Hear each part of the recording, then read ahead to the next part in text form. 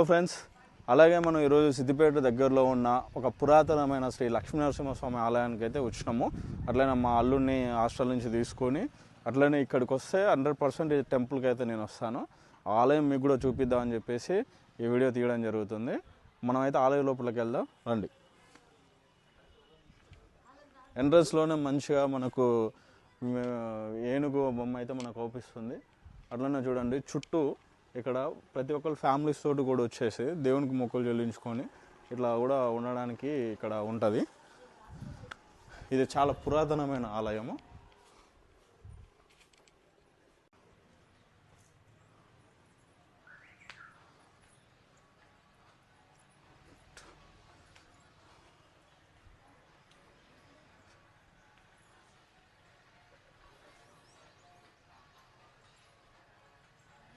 వీళ్ళే మా family members. వీళ్ళు లైన్ కట్టుతున్నారు. 1 2 3 మా కాహే చెప్పంటుంది మా అల్లునికి. వీళ్ళే మొహమాటాలు పడుతున్నారు. మనం ఆల్మోస్ట్ అయితే కొండపైకి వచ్చినాము. అదే అతి పురాతనమైన లక్ష్మీనరసింహస్వామి ఆలయము. ఇక్కడ చాలా పురాతనమైనది అండ్ చాలా పవర్ఫుల్ అయిన ఆలయము. సో లోపలికి కూడా వెళ్దాం రండి.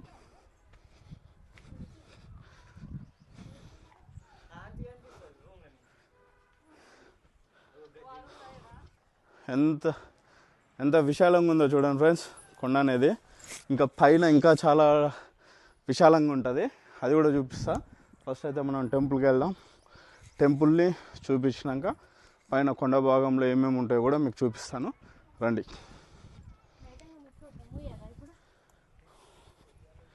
అందరం అయితే కొండకి అలసిపోయినాము. మా వాళ్ళు అయితే ఒక గంట సేపు రెస్ట్ తీసుకుందాం అంటారు. కానీ నేను వెంటనే మళ్ళీ ఇక్కడి నుంచి వేరే దగ్గర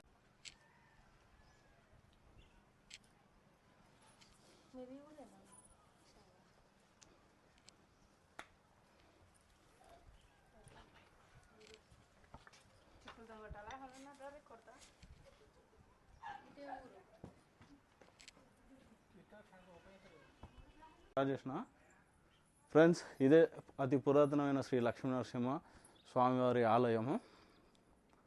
చూడండి, దీని ప్రత్యేకత ఏంటంటే చుట్టూ 3 ద్వారాలు అయితే ఇక్కడ ఈ గుడికి ప్రత్యేకంగా ఉంచాయి. మనం ఏ ద్వారం నుంచి అయినా వెళ్ళి స్వామివారిని దర్శించుకోవచ్చు.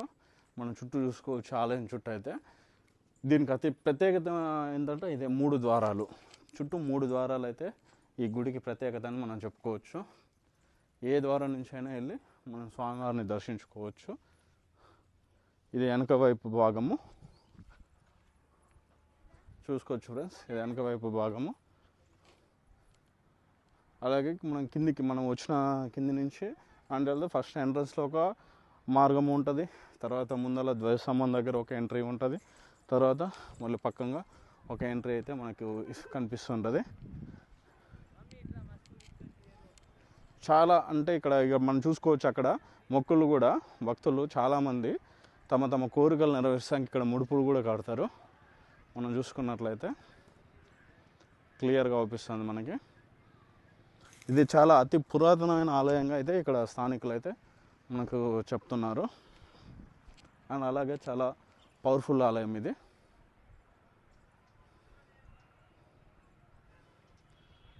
దీని ప్రత్యేకత అదే ఫ్రెండ్స్, 3 ద్వారాలు.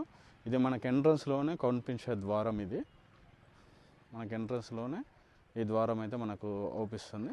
ఆన్సటే కొంచెం ముందరికి వెళ్తే ధ్వజస్తంభం పక్కన ఎదురుగానే మనకి ఇంకొక ద్వారం అయితే కనిపిస్తుంటుంది. అలాగనే దాని పక్కంగా ఈ 3 ద్వారాల నుంచి మనం ఎలా వెళ్ళినా కూడా మనకు ఆ దేవుని దర్శన భాగ్యం అయితే కలుగుతుంది. ఈరోజు ఏంటంటే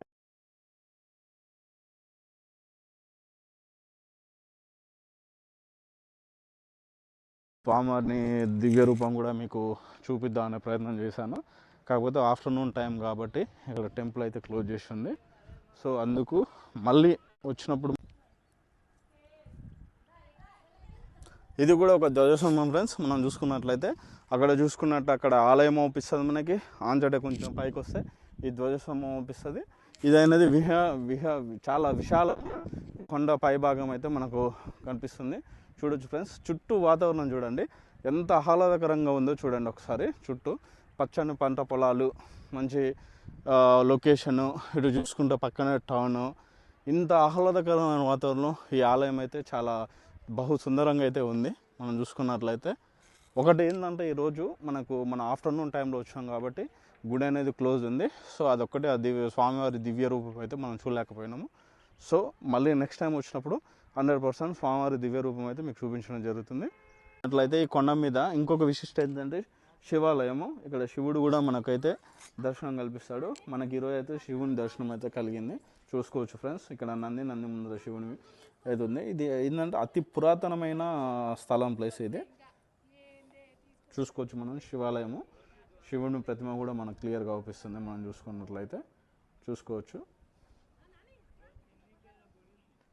ఇక్కడ భక్తులు కొన్ని సందర్భంలో ప్రతి సంవత్సరం ఇక్కడ జాతర అనేది అవుతుంది. ఆ జాతర సమయంలో అయితే అత్యధికంగా భక్తులు అయితే ఇక్కడికి రావడం అయితే జరుగుతుంది. మనం చూసుకోవచ్చు వ్యూ అనేది ఎంత అద్భుతంగా ఉంది.